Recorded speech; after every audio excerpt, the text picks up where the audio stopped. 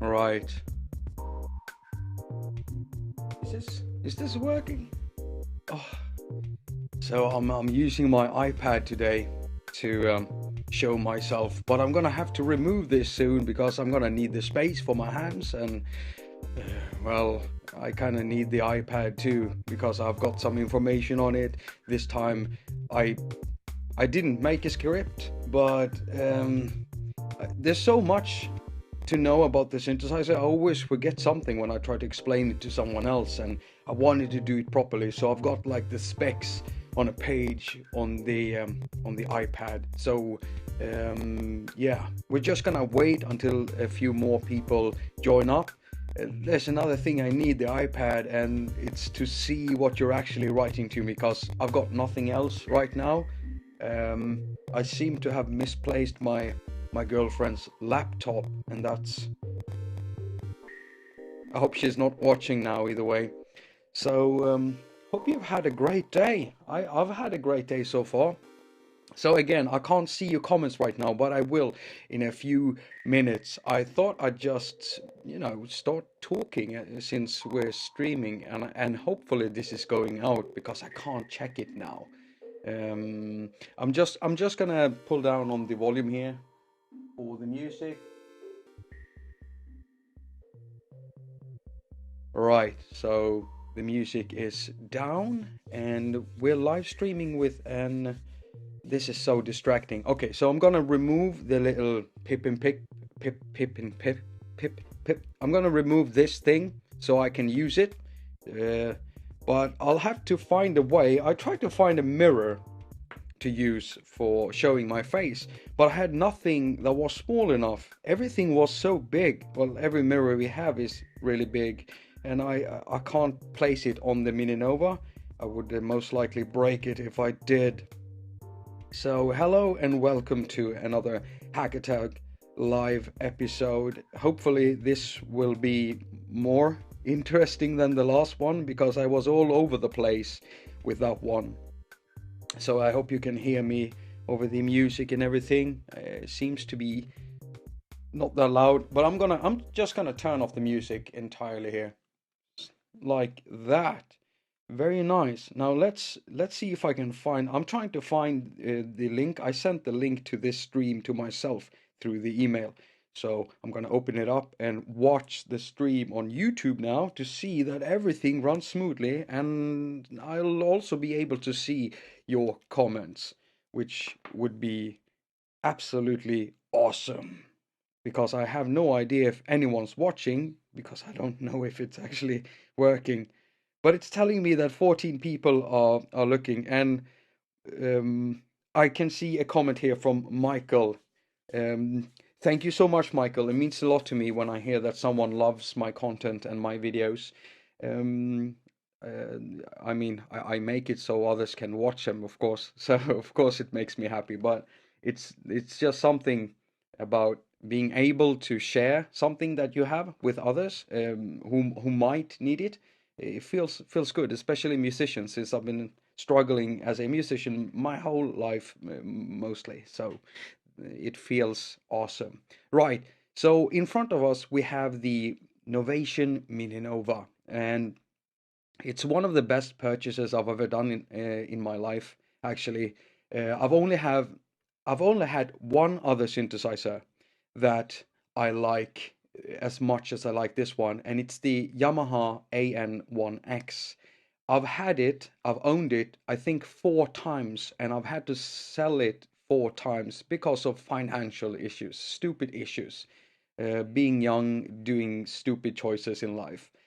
So when I saw the MiniNova, I've always liked the Novation stuff, and when I saw the MiniNova and I read up about it and realized that what's inside this little thing here is actually the sound of the Nova, the big synthesizer they make. It's the entire synth engine in here, plus more. So I naturally I had to go for it. And another thing that makes me want to go for this one instead of the Ultranova is basically the same thing, only bigger keys, and it doesn't have this. It does have some auto mapping stuff in there that I don't know much about. But for me, it doesn't matter if it has small keys. I, I only make projects where I have to play 2 keys uh, at the same time, at the most. So anyone thinking that what I do in my videos when I do live stuff makes it look easy, well, it's simply because it is easy because I'm lazy. So that's why my stuff is looks easy because it is. I make stuff easy. Um, what this thing actually contains is pretty awesome because if we talk about the sound engine, it's got 3 oscillators in there, plus a noise generator, and it's also got 2 ring modulators. So it's got loads going on in there. And when it comes to modulation, the thing works pretty much. If you've ever used like synthesizer with a modulation matrix, like Propellerhead's Thor, then it's as simple as that. Only you have to do a lot of menu diving, and you've got up to 20 slots that you can use 2 modulation sources from, and you can send it to one destination. But then comes this thing here, these pads, and you can use them inside the modulation matrix, and you can tie stuff to it. So one preset, if you make one preset and you play it as is, without using anything else, then that's one preset basically, sure. But let's say you do some big changes and you tie it to one of these pads, then when you press that, your patch will change drastically depending on what you do, of course. And then when you press the other pad, if you make something new here, then something new happens. So suddenly you have 8 presets. Basically, you could say you have 8 different presets depending on what you do and what you tie these pads to. But the coolest thing with this is that all of these add up. So you could, for instance, press down 1 and 3 if you've got stuff on there, and they will work together. And sometimes that is awesome, but many times uh, unexpected things happen because if you have 2 values, positive values tied to either of these pads, like plus 32 or whatever, then they will add up. So if you have plus 10 on an attack slope here, and then plus 12 on an attack slope here, then when you press these 2 together, they will add up to 22, 20. What did I just say? They will add up together. That's basically it. So when you make when I make presets here, I usually sit around making one preset for a very, very long time, filling up these pads. And today, I'm not actually sure what type of an of a preset I want to create. I had some suggestion from a friend who might be in the live stream here with us. My friend Kalle is an old friend, a very old friend, good friend of mine. He told me maybe I should do some pad stuff, and that sounds like a great idea, but this is what happens when I usually go in and start making a sound. I want to begin by making one sound, so I begin with the intentions of making a pad, and suddenly I'm making bell sounds instead. So you'll have to forgive me if I trail off, because that's what usually happens. Now, to for any other MiniNova users who might be in this stream, I don't know if anyone of you have a MiniNova. Oh, by the way, greetings everyone who has joined up now. We got a comment here from someone watching in Southern California, and some greetings from Germany.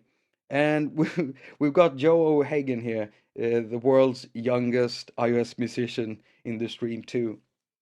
Right, so let's jump into the menu. And for any MiniNova users, if you're a MiniNova owner, then if my menu system looks a bit weird, it's because I'm using the latest OS, but you can download the firmware from Novation's page. I don't have any links in the description now. I didn't bother with them, but I'll put them in when the video goes up. I'm sure you know where to find them. So let's explore this, but first I just want to make sure that I have a clean patch preset. So I'm just this. I wish there was a quicker way to do this. Actually, I wish it had like a user genre here, so you could just tweak this knob to user presets. See, bank A and bank B are factory presets, and then the user presets come at bank C. Oh, come on. Okay, so here we have an initialized patch.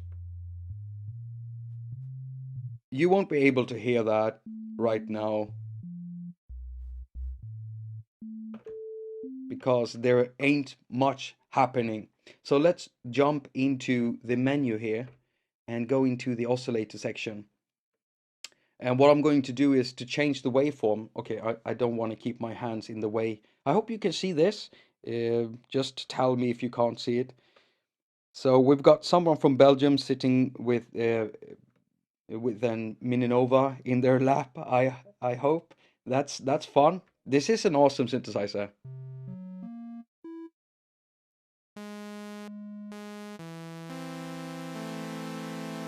Right, so we've got a regular sawtooth waveform here.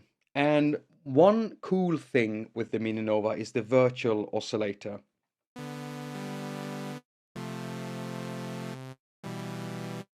And the virtual oscillator is actually it's called V-Sync, like a virtual sync. Well, you have a control for the V-Sync anyway, and it's the sync for the virtual oscillator. So you've got an oscillator there, and then you've got another oscillator on there being emulated by the synthesizer. So when I start tweaking this,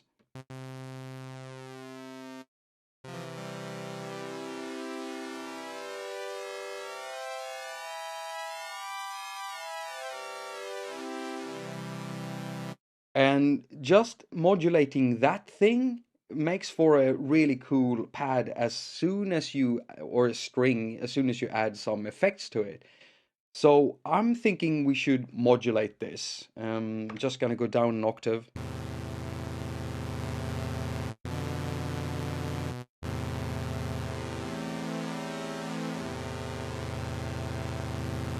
And now we have several ways of modulating this. What people normally do is just tie the modulation to the modulation wheel right here.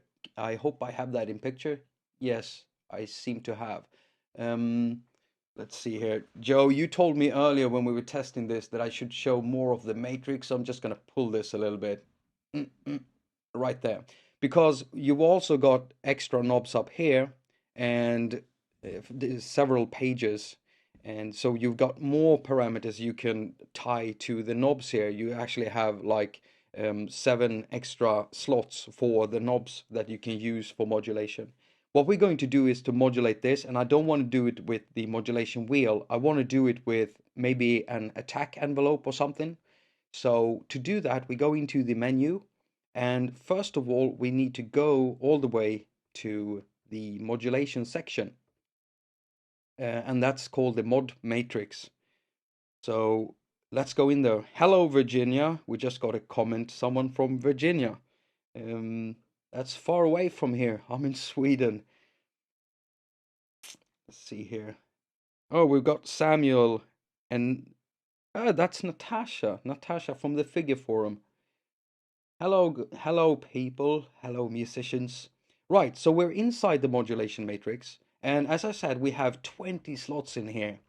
And you know, if at first it feels like a lot, but you quickly use these up, and you wish you had more than 20. But it is actually ample for us. So let's go into the first one.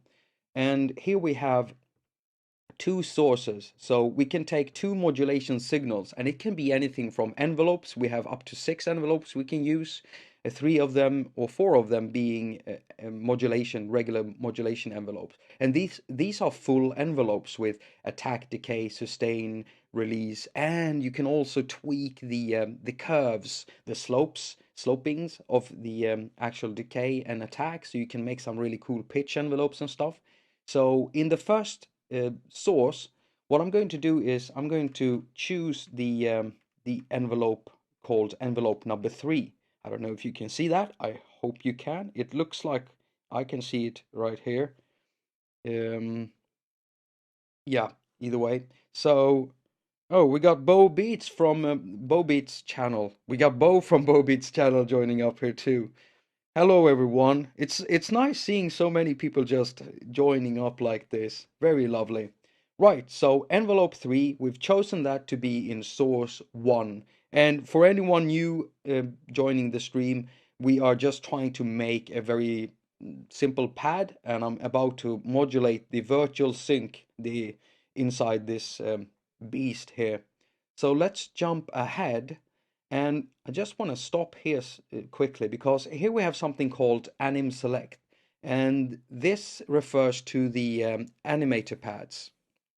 So if I turn the knob here to number 1, then pad number 1 will light up, and we can use that. But you can actually use whatever. And what I usually do is I use several modulation slots, and I do different things in them, modulating different things, and then I tie them all to the same button. So that's one way of doing some really drastic changes to your presets and patches when you play them.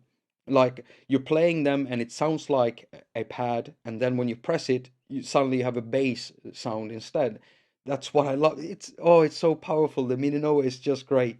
So let's jump past that. We're actually going to keep this pad selected here because I'm going to use it. And now we are going to increase the depth, and that's actually the strength of the modulation signal. And right now it's not doing anything because we haven't sent the signal to anywhere. Well, actually we're sending it to the pitch. And as you can see there, it doesn't get activated until I press down the pad.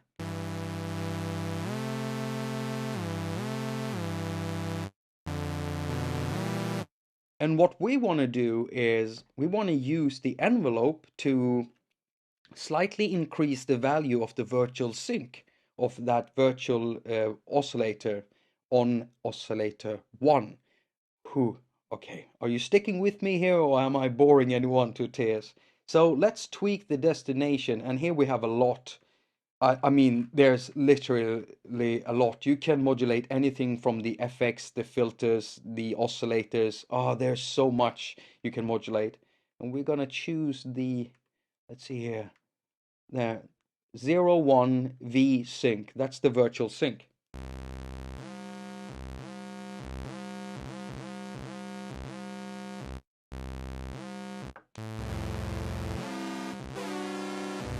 And that's just a simple way of doing it. Now, the thing with an envelope is that envelopes get triggered. They start as soon as you press a key. So when I've got it playing like this, and I press the button or the pad after playing it for a while, the envelope won't restart. And if we have like a certain setting on our envelope where we want whatever the envelope is doing to do it over a period of time, that's what you do with envelopes. You steadily increase or decrease something either quickly or during a long time. So what we want to happen when we press this, even if we've been playing this for some time, we don't want to restart by playing the chord again.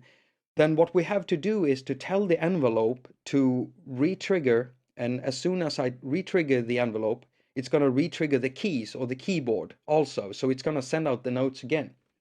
And you can actually do that. So now that we have these values, I'm just going to increase the value a little bit more. So depth plus 31. The number isn't important. It's more what you hear than what you see. Let's jump out of this and let's go to the envelope section. Right, so here we have the envelope and we chose envelope 3. And when we go in here, the first thing we're going to see is the attaQ. So let's increase that.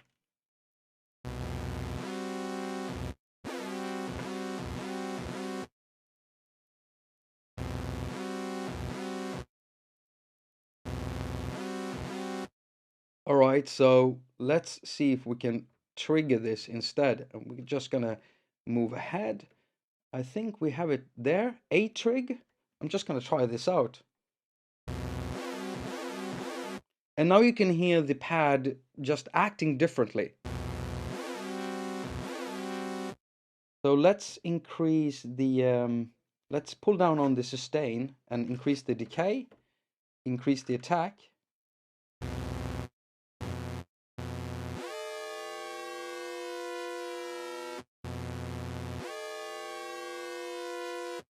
And if we go back and remove that triggering stuff, let's see what happens now.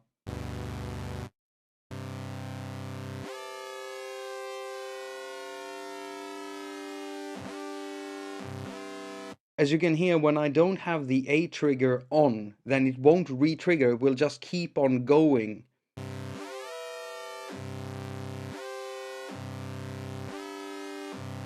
And as soon as we turn on the re-triggering,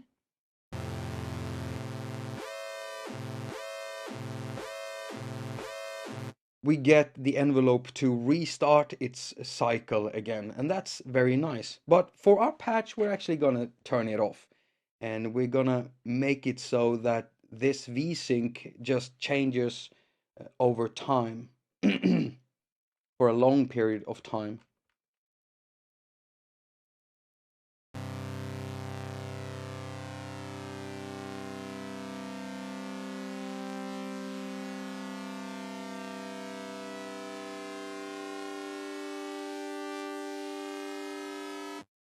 I like that. That's very, very nice. I just want to increase the volume a bit. Maybe too slow of an attack.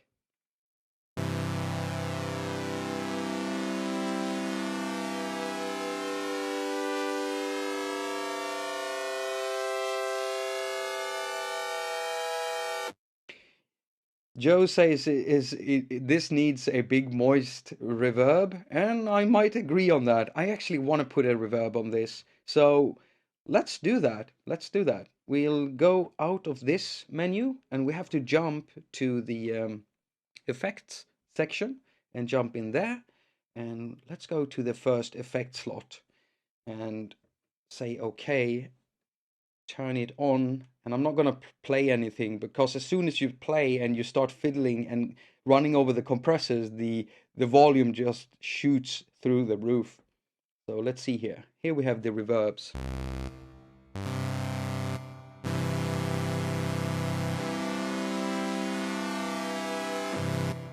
Right, and that's not wet enough. Let's increase the level a bit.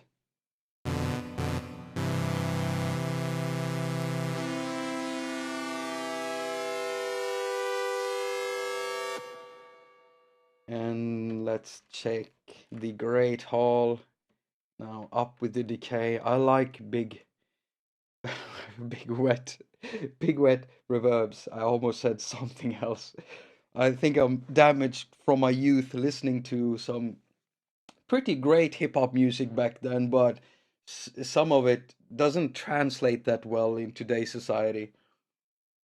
It's nothing I would say in front of my mother, for instance. Now, let's see here. What does it sound like now?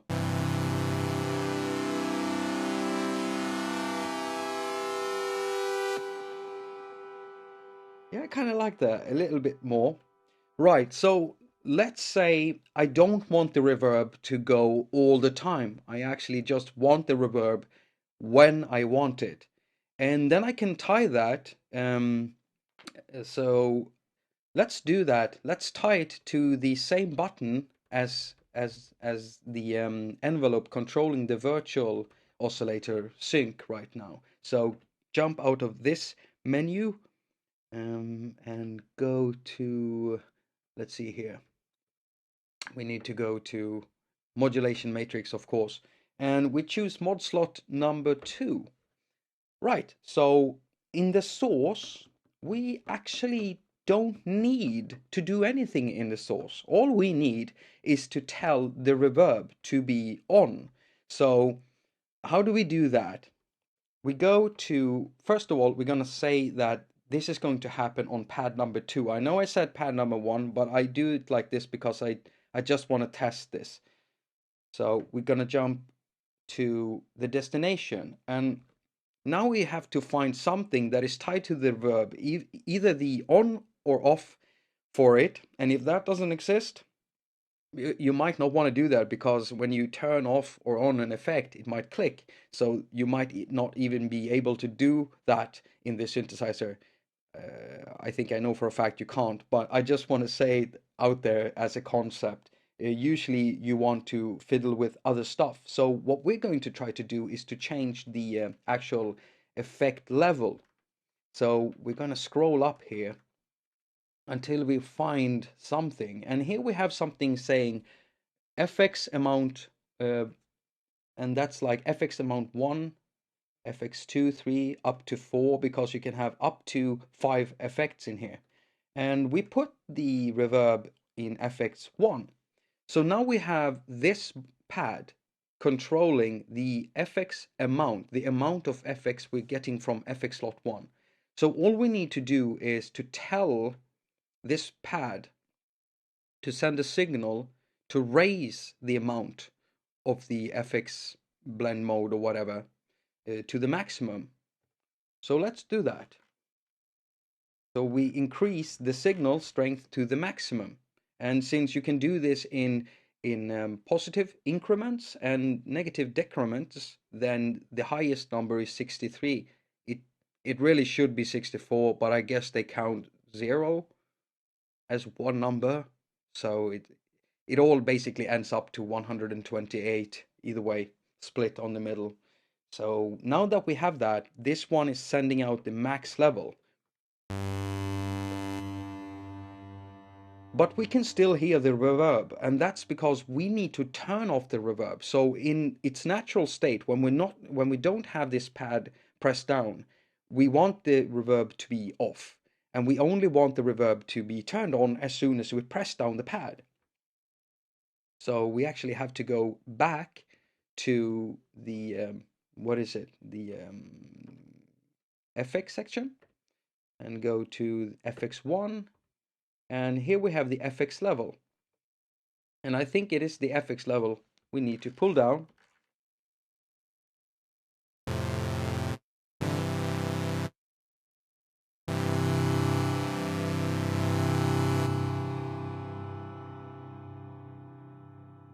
Very nice. And again, I want to say hello to everyone new that has joined up into this live stream. It actually says there are like 17 people here watching now, and I'm very, very glad that you joined up, even though I did give a very short notice. I wasn't expecting this amount of musicians to join the stream. So thank you very much for coming. Okay, so now we have the reverb being turned on, the FX1 level amount being turned on when we press pad number 2. So we're going to assign this function to pad number 1. And all we have to do is actually just go out of the FX section, go to the modulation matrix, go to slot number 2, and go to the anim select, and just watch as this goes out. So now I've got anim 1 chosen. That means we now have the FX1 amount level fully maxed on this pad, and we're also modulating the virtual sync on oscillator 1 with the same pad. So our patch goes from to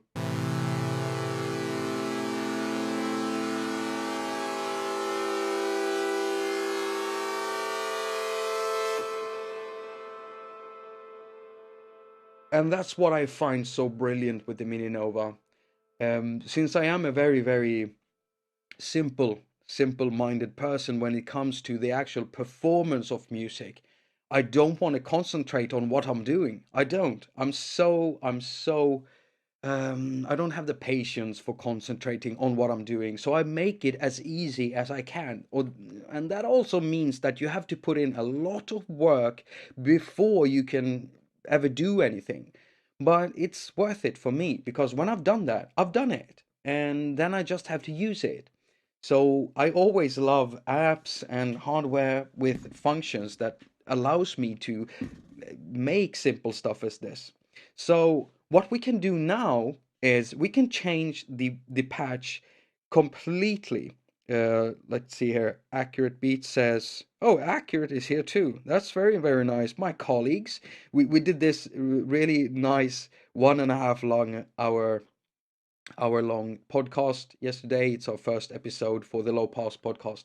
So if anyone here hasn't seen that one, I haven't put a link in the description, of course, but I made a vlog about it, so I'm pointing to the channel. So if you can go and subscribe to that, turn on notifications, and you'll be able to take part of whatever me, Bo, and Andreas here will talk about in the future. So let's change our patch completely. What I now want to do is I now want my patch to be the same in the effects and everything, but I I want the waveform to change from a saw wave to a square waveform. Now you cannot modulate that. But what you can do is to modulate the actual mixer settings that blends the oscillators. And now it gets tricky. Since I have to do it like that, what I have to do first is I first have to modulate the virtual oscillator of oscillator 2 if I want to use oscillator 2. So before you lose me here, what I'm going to do is I'm going to go to the oscillator menu right in the inside the edit here. It's a lot of menu diving. I think someone mentioned that before in the in the comment section, but I really don't mind. I really don't mind because there's so much power under the hood here, so I can do a bit of a menu dive.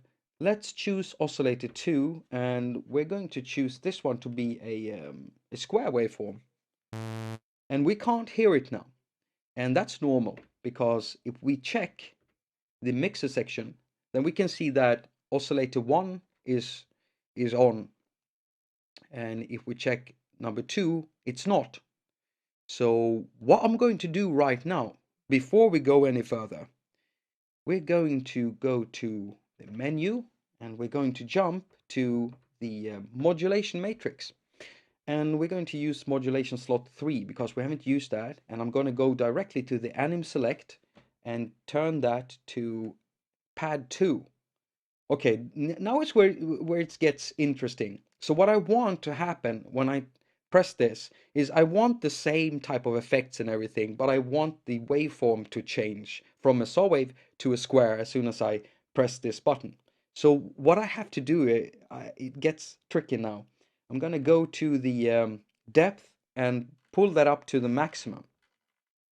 And what I'm going to do next is in the destination source where I'm going to send the signal. When I press this, I want to tell the mixer to actually just max out level 2 for the second oscillator. And there it goes. Now, the square waveform it contains a lot more energy in decibels. You can certainly hear it as soon as you tweak with the synthesizer. You go from a saw wave to a square. The square just shoots right through, and like a triangular waveform, it feels like it's a bit muffled and low. And the sine wave, well, we all know the sine wave. It's very sub-bassy at low levels, and when you go high up in pitch, it's very strong in its attack. So we need to make sure that the level for the square waveform doesn't surpass the level of the saw waveform. So we're going to pull down the depth here. And now that I want to do this and play at the same time, I only have two hands. So what I can do now is to lock this pad down by pressing down hold and the pad, and it's there.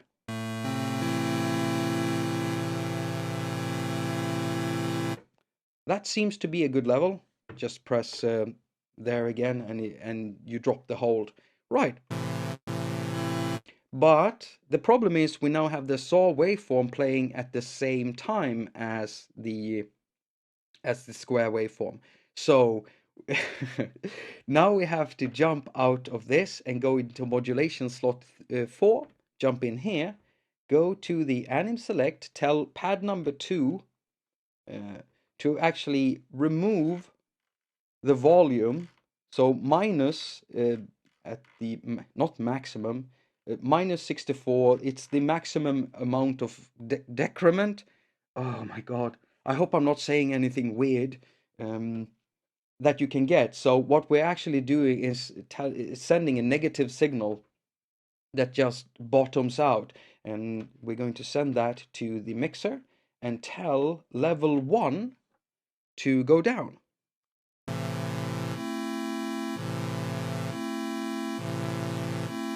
So now our preset sounds like two presets.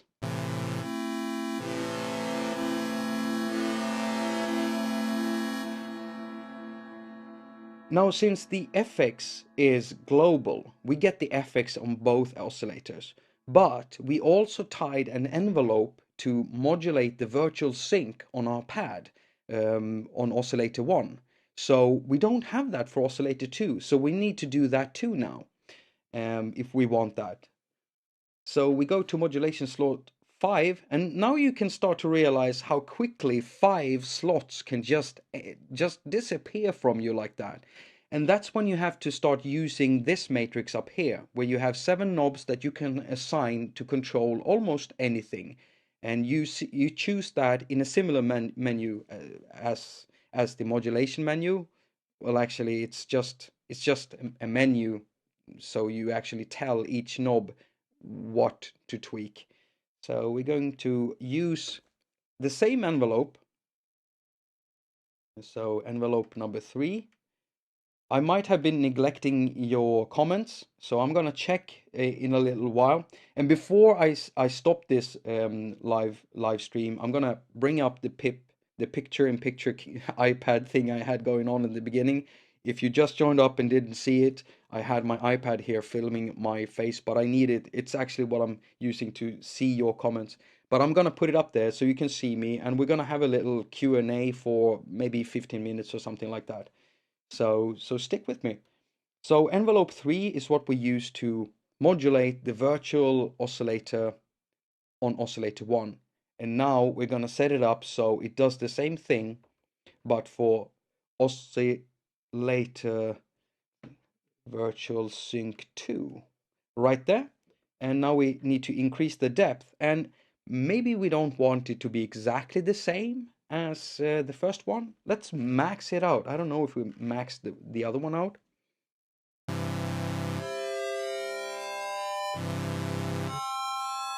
Okay, that might be too much.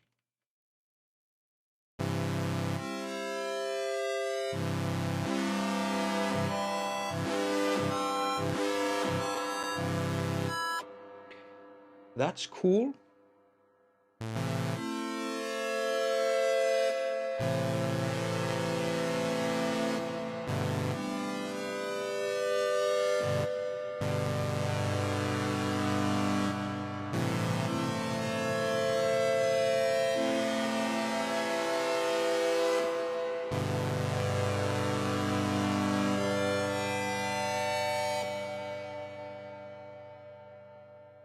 Oh, I really love the way you can work with this.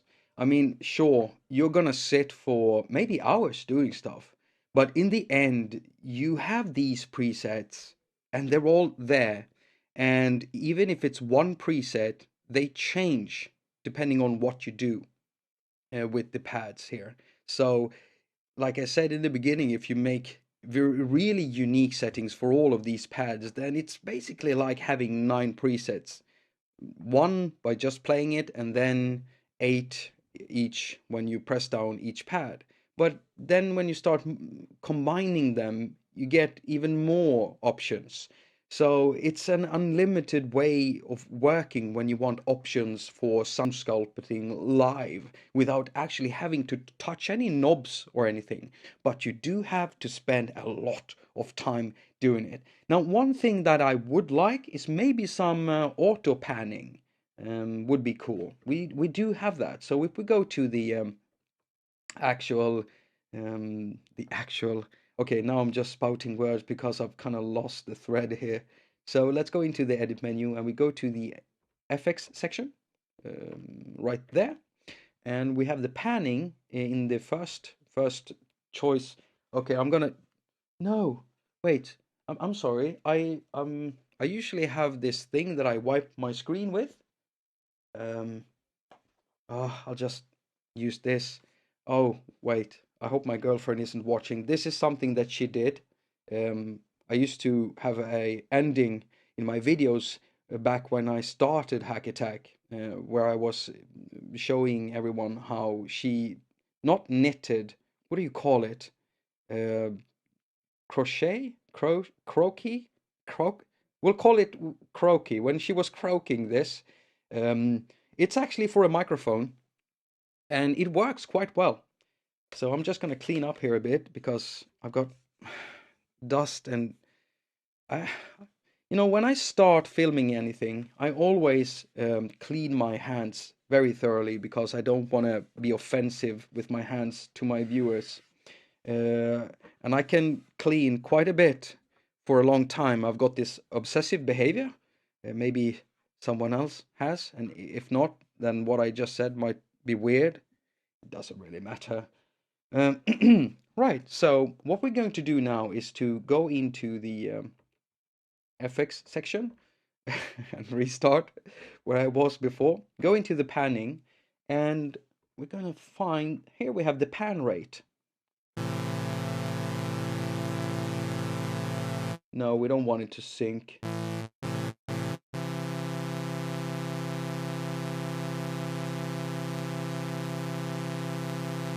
Are you getting full stereo over there? I hope so.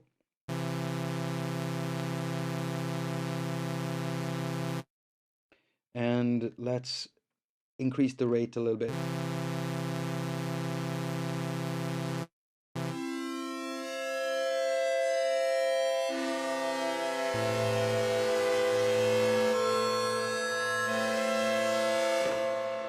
Yeah, that's too much depth, so just pull that down.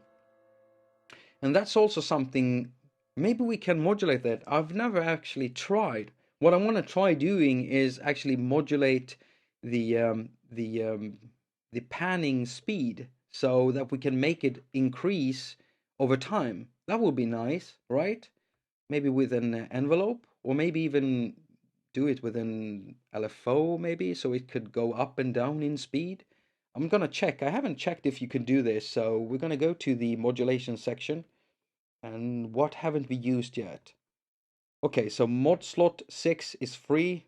And let's see if we can find the destination for panning. Let's see here. I wonder why I've never tried this before. I should have. So far, it doesn't look like it.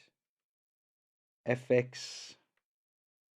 Okay, chorus. Doesn't seem like you can do that. Delay time, equalizer, vocal, VFX, pitch shift. No, doesn't seem like we can do that with the panning. If I didn't, did I miss it? Maybe? Did I miss? Huh. Nope. It doesn't seem like we can. So that's one thing I tried to do that made myself look like an idiot. I guess that's good. That's a good lesson for you, Jacob, to try to do something creative. Very good. Okay, so let's try to do something else. Now, one thing I like doing is changing the pitch without actually having to do anything with the octaves or moving my hands because I'm lazy and I don't want to move my hands. And if you watch my videos, like my live episodes, There are some of them where I actually play it wrongly and I do this thing with my fist and stuff, and I keep it in the video because it disturbs me, and I'm hoping every time that it's gonna teach me to practice my playing, but I never do because I'm lazy. So what we're going to do instead is we're going to increase the pitch. So this is really nice. You can modulate the pitch of all oscillators at once. So we've got it right here, 0, 1, 2, and 3. And then you can choose individually. But I'm going to choose all of them. And all we have to do is actually tie it to a button. So let's choose number 3. Right there. And it's not going to do anything now. But what we have to do is to fix the depth.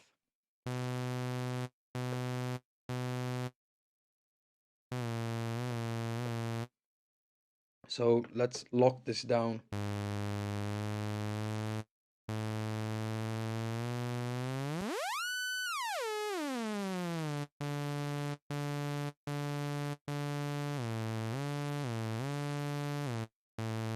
And that's something I like doing a lot, especially with bass sounds, as I did in the drum and bass live thing I did not so long ago. I'm actually using a ready patch. So for MiniNova users, you might recognize that patch. I can't remember the name of it, but it's a factory patch, and I had no problem using it as it was because it was perfect. Whoever made it perfect. Um, the right amount of pitch envelopes, the right amount of pitch on everything, and that's so much fun playing one key, and you get so many different sounds.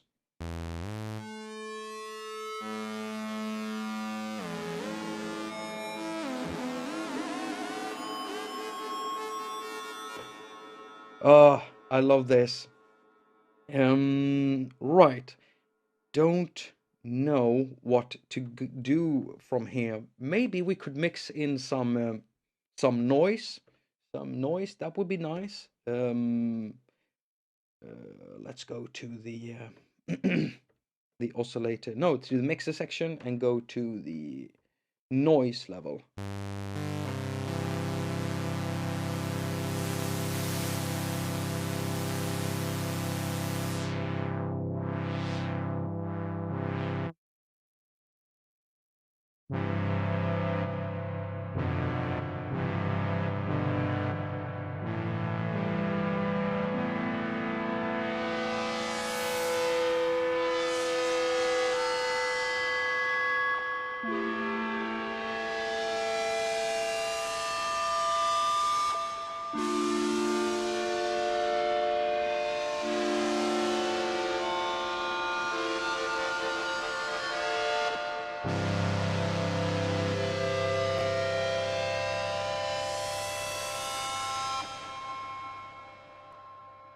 Right, so what I want to do now is to have a look at also this section up here. I know you can only see two knobs right now. I think, because I just noticed that the video isn't playing, you can see more than two knobs. You can see three. There are actually four, and then there's a switcher here. So let me try to put that into view. Right. Is the screen still in there? Seems to be. So there's a switcher up there, and you can switch between 6 rows, I think. And so there are 2 rows here where you can assign these 4 knobs to do different things. So you got 7 slots here, and it's called the tweak menu inside this little synthesizer. Sorry if I'm shaking the camera there. Joe tells me it took about 50 minutes and we get our first filter movement. Yes. To be really honest, even though this knob is big and shiny, I mean, it's really big and it's sturdy, it's got some really great build quality. I don't touch it that much, actually. I usually tie filter movements and stuff even to these pads, and sometimes to the outer knobs, because I play a lot on this side of the keyboard with the pads, and then I just have to you know, fiddle with my finger and just slightly touch the knobs there. So that's basically it. Right, so let's have a look at this tweak menu. Now you can assign a lot of things there. So we don't go to dump. We're not going to take a dump yet. Go into edit menu and then go to the, let's see, tweaks. Okay, and here we have basically 8 slots. Oh, I didn't know you could change this one. It's basically always the FX wet level, and it's all even printed on the screen here. So I didn't think you could, but you can. So if we go to 1 and we start tweaking here, we can do anything from portamento time, FX level, pan position, um, post level. We have the oscillators, the pulse width. There is so much we can do here. I did notice that we had pan position. That's nice. Let's put the pan position there. So that's number 1.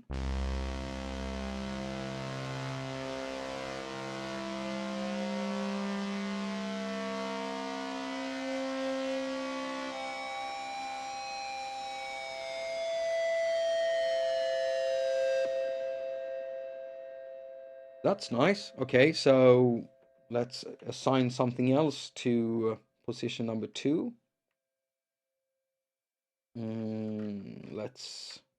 Let's do the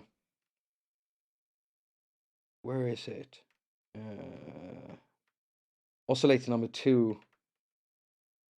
Something with oscillator number 2. The V-sync. Let's do that on a knob. We're already modulating it, but it would be nice.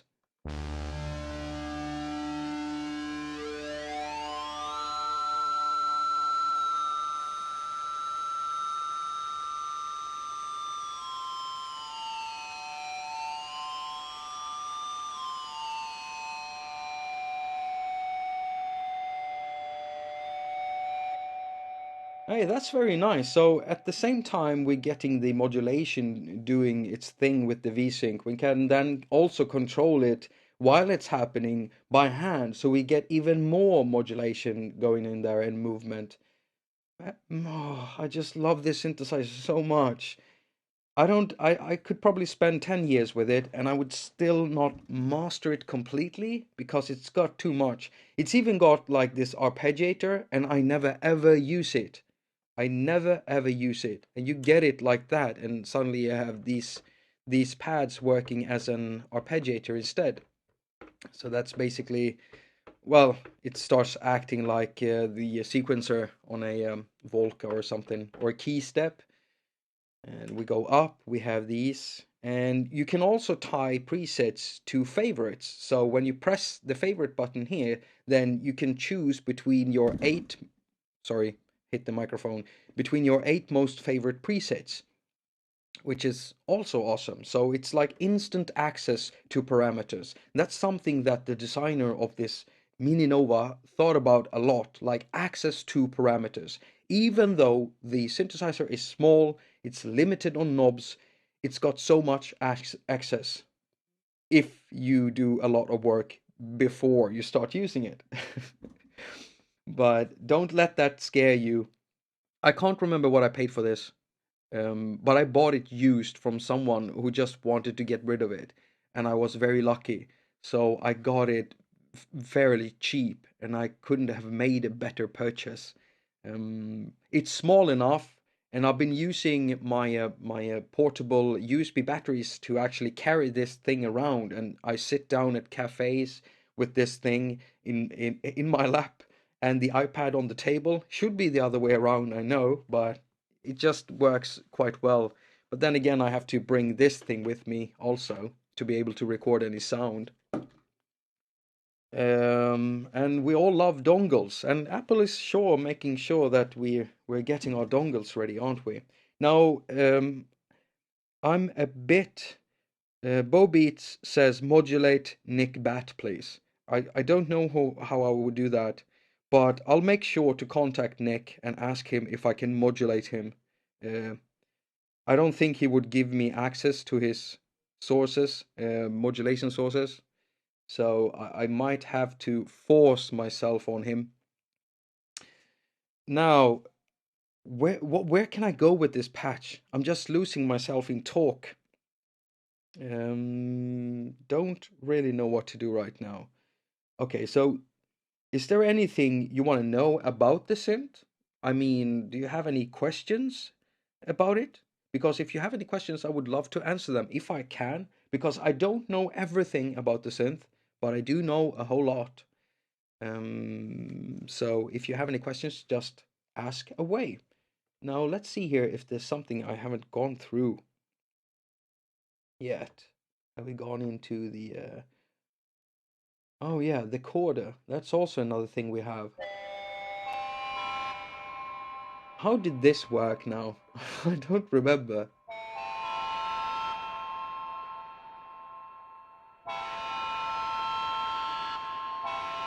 Oh, that's how it works. It's got a chord mode, so you basically hold down a chord. Whoops.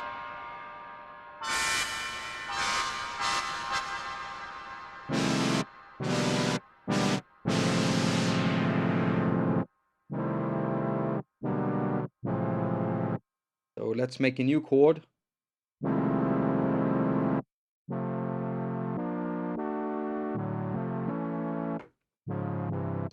Fairly simple to use. I haven't really used it that much. So you basically just hold down the keys and then you press OK here. And it saves that as a chord. I don't know if that's interesting. Let's see, filter types. Accurate Beats ask about filter types. It's actually got quite a lot of filter types. It's quite crazy. And the different states that they're in. So it's got these three main filter types, if I remember correctly. So you got like 6 decibel filters. You got these 24 decibels, 18 decibels. I can't remember how to say brandhet. That's a Swedish word. Um, right. So let me go over this again. It's got low pass at 12 decibels, 18 decibels, and 24 decibels. So it's quite low pass. And then you have band pass at 6 and 12 and different variations of 618, 612s. You also have a high pass with no resonance. I can't remember. I think there's like 6 decibels per octave or something. And then you have high pass filters in 12, 18, and 24. And altogether, there's quite a lot of filter types. And you can have up to 2 filters per patch. And you can also route them differently. So you can route them either serial and oh, in parallel mode, of course. So you can switch that around, and you can do that. Everything can be done here. Now there is an editor that you use, like kind of like a VST plugin inside a DAW. I've tried it. I didn't like it. I didn't like it one bit. It's slow. It's hellish, and the library app is just hellish. I don't like it. I almost hate it. It's really hard to understand how to save and load your stuff in that librarian thing. So I haven't been able to back up my presets because when I think I have, I haven't.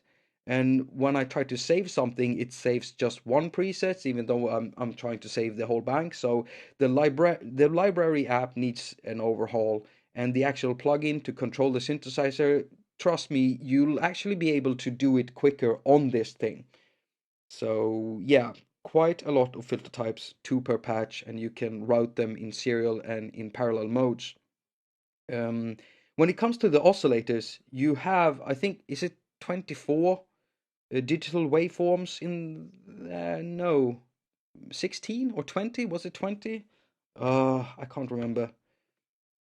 Go into the menu here and go to the oscillator section. Not the ARP section, edit oscillator, oscillator 1. As you can see, we have sine. Oh, I'm sorry everyone, I just have to turn off the noise. I didn't like having it there.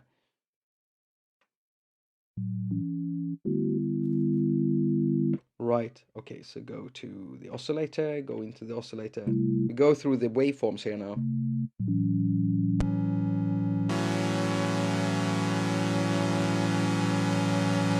And as you can hear, not much is happening with these saw waveforms, and that's because you need to change the pulse width of it. So when you start affecting the pulse width, then you start hearing a lot of stuff happening with these waveforms.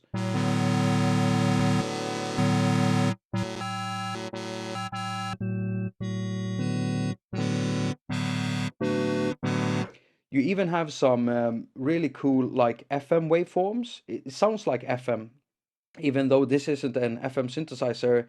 You can still make a lot of FME sounding sounds with it. Um, so it's got some really nice waveforms in there for making bells and everything else that I personally like and love.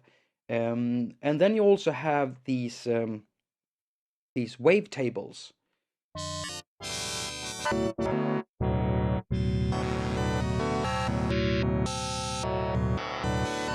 So there's so much to choose from when you're working with this thing.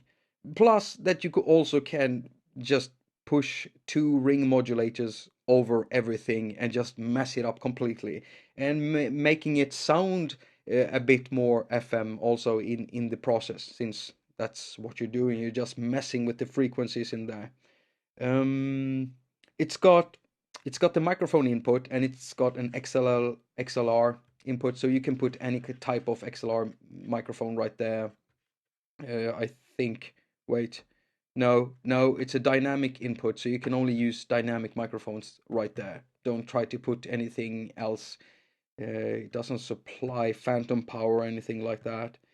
It's also got a sustain input, and you also have an audio input, but that's for use with the vocoder because it's got a vocoder, and then it also has this auto tune effect. And I don't like auto tune that much. It depends on what you listen to. I don't like it when you overuse it, but sometimes it can make for a cool vocal effect. And the MiniNova sounds quite good. Only today I chose not to connect it because that microphone that comes with the MiniNova, um, Novation, don't hate me, but it's not good. I don't like it. It sounds like a jar, okay? Like when you accidentally tap it, it sounds very bad. You want to use something with a cable here, something that will isolate the microphone from the actual hull of the synthesizer. Because if you don't do that, as soon as you just wiggle it around, you'll get that box sound going through everything. Sure, you can gate it out and stuff like that, but still, it's just too much. Just having that thing sound that much when it's attached on there. So connect the microphone with a cable to it instead. That's what I would suggest.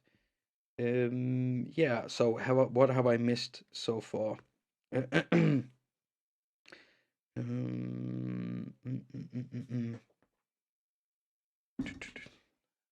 Am I missing something here? I'm sorry. I'm trying to get my hair out of the way. I chose to go with this dreadlock feeling today. I think I've been streaming for an hour or something, and I think that might be enough for today because I can feel my voice going out. I've been recording videos the whole day, and I'm tired in the voice. But I want to do that Q&A. If you're still here and if you still have questions for me about anything basically, so let's do that, if that's okay. So that's the MiniNova synthesizer. I will be live streaming more with this if there is interests for it. I'm also planning to do some live streaming with some iPad synthesizers and maybe the OP1, even the pocket operators. I just love using them, and if anyone feels like that could be interesting or you want to see that, then please comment on it. But let's have a Q&A, just for 15 minutes before I have to go and close this down. So I'm gonna try to do this instead. I just realized that I can't do that. So do you have any questions for me? If you do, then ask away. You can ask about anything. Um, I I I love answering questions. I try to answer every question I get. Sometimes it takes me long. Um, Slightly off topic, Samuel asks, "What's Jacob's verdict on LumaFusion?" For anyone who might not know this, since I am an iOS person and I make a lot of iOS videos, just gonna answer King of somewhere in between here. Yes, I am gonna make live streamings of Gadget. I'll tell you more about that in an upcoming video that I have, so stay tuned for that. So Samuel asked about LumaFusion, and LumaFusion is like the latest thing that Luma Touch is working on. They're the people who made the Pinnacle app for Pinnacle Studio. So they make video apps, and they've also made this Luma FX. If you're doing videos on iOS as I am, then you might know about them. Luma FX is actually the best FX app I've seen out there on the market, because they take video making on iOS seriously. Luma Touch takes it seriously. So the Luma Fusion, I contacted them and asked them to be a part of their testing, but what happened is I I forgot about me asking them, so I didn't check my inbox for a very long time. And when I went back a week ago, I saw that they had answered me like directly afterwards. And it's gone 2 months, and now I'm trying to muster up the courage to get back to them and tell them that I'm sorry that I ignored them uh, because of me just being stupid and not checking all of the emails and stuff. I have too many accounts and I'm trying to limit them. So my conclusion is I don't know. I don't know what LumaFusion will do for iOS. I am hoping that it will do everything that LumaTouch claims about their app, because if it does, then I'll probably never use Pinnacle Studio again or QCut Pro. Right. Let's see here. Bantam80 asks, you sounded quite down on iOS as a music production platform in the Low Pass podcast. Have you considered going down more of the hardware route when producing music? Well, yes. Yes. But to abandon iOS? No. I'm not thinking that yet, unless Apple does something stupid again with the hardware and ganks it in some way. And when I say gank, um, I mean, destroy it, break it, choose whatever word describing some chaos being made with some hardware, then you have it there. When they do something weird with it, when they do something unwanted, something that will hold us back as musicians, take away stuff from us, take away tools, or force us to upgrade, when the platform will just upgrade whether you tell it not to or not, almost like it's doing now. If they do something weird to it, I'll stop using it and I'll go back to doing hardware, and I'll probably start using Reason again, and I might be going to Ableton Live, but most likely I'll go back to Cubasis and Reason as I did back in the past. Fruit Loops also looks interesting, but I'll need a new computer for that. I do have a computer. It's not working, but I have it, so I can't say that I don't have one, only I can't use it. Right. Um, K. Canard Malard asks, have you ever made any videos in Swedish anywhere before? I'll be honest with you. If I did, I would never ever tell anyone about it, because I can remember a time when I would do videos in Swedish, and I can remember what kind of videos they would be. So I'm not going to say. You'll just have to look for it.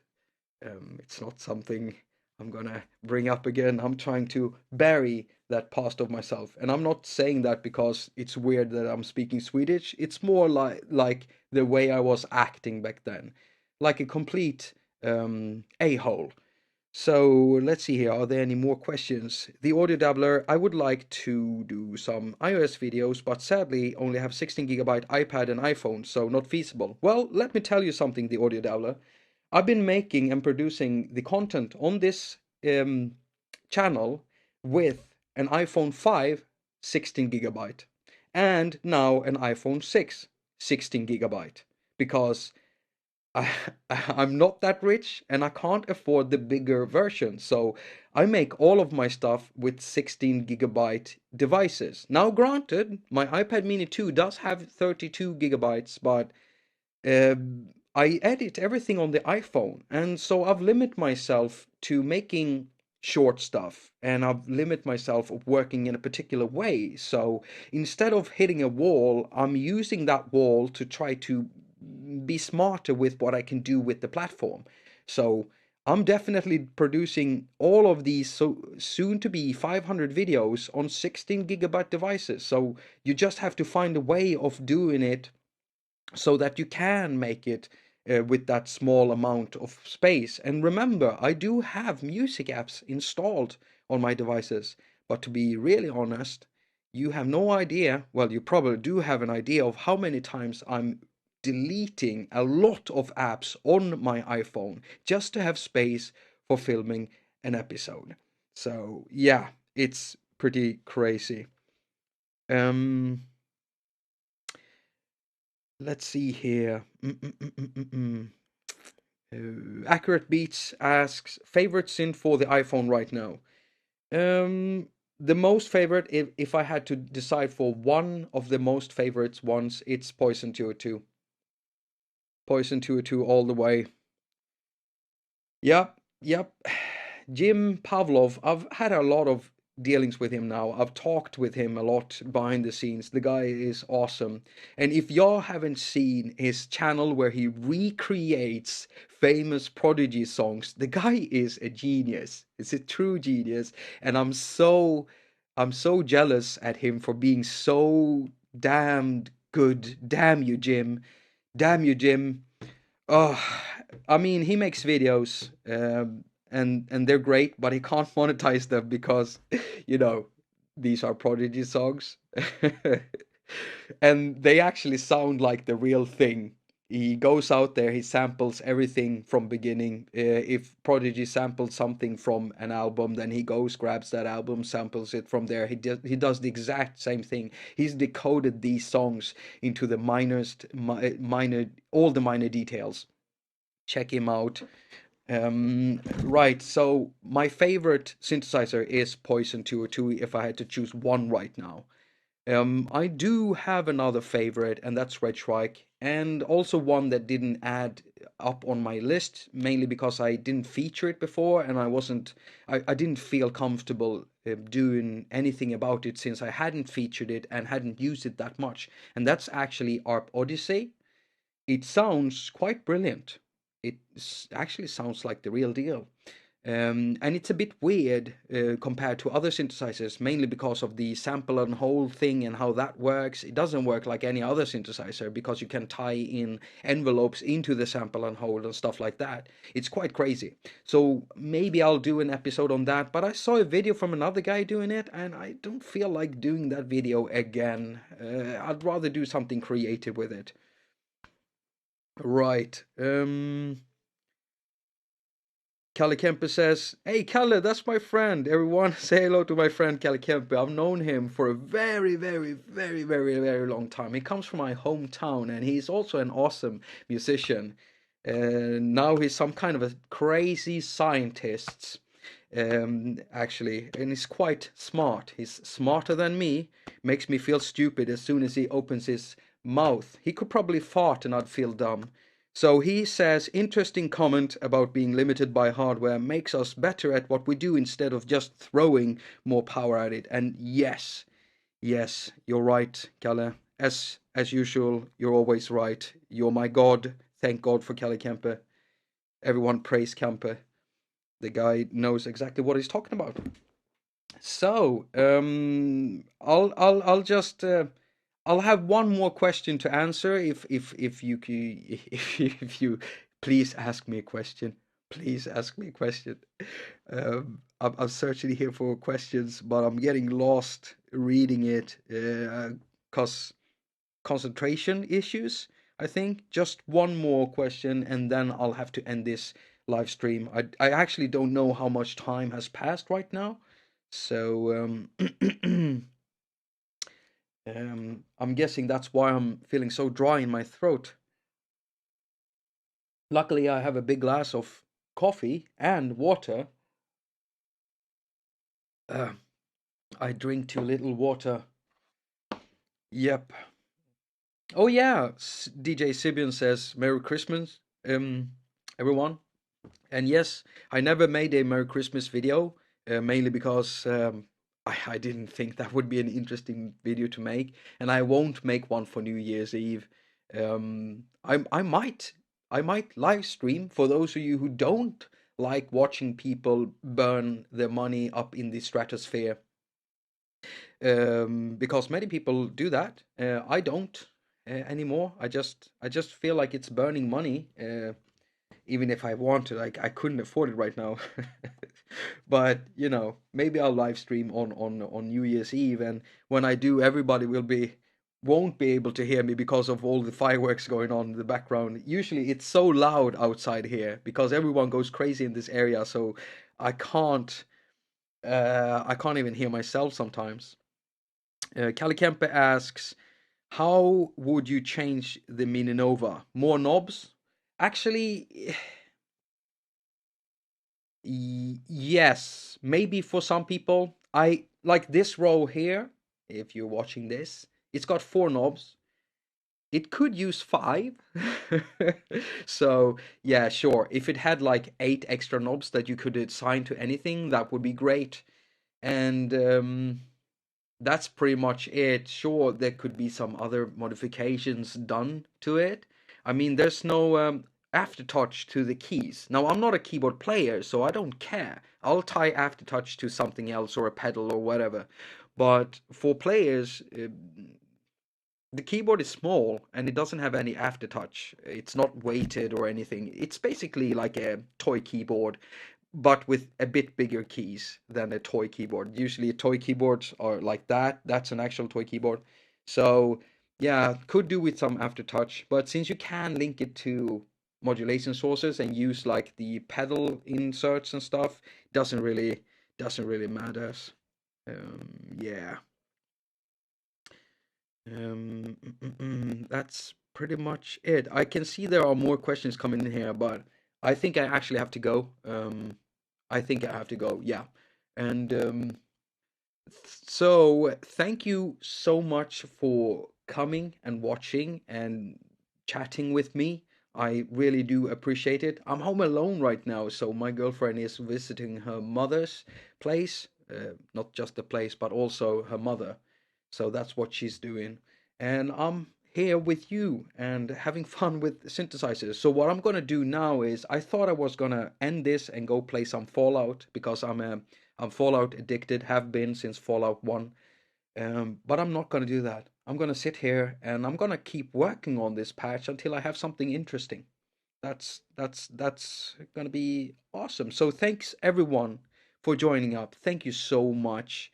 And I'll see you in the next live episode. I'll try to make at least one per month, at least. I'll try to. I want to make more, but to be honest, I don't know if I can, so I don't want to promise anything I can't keep. So have a nice time fingering all of your stuff.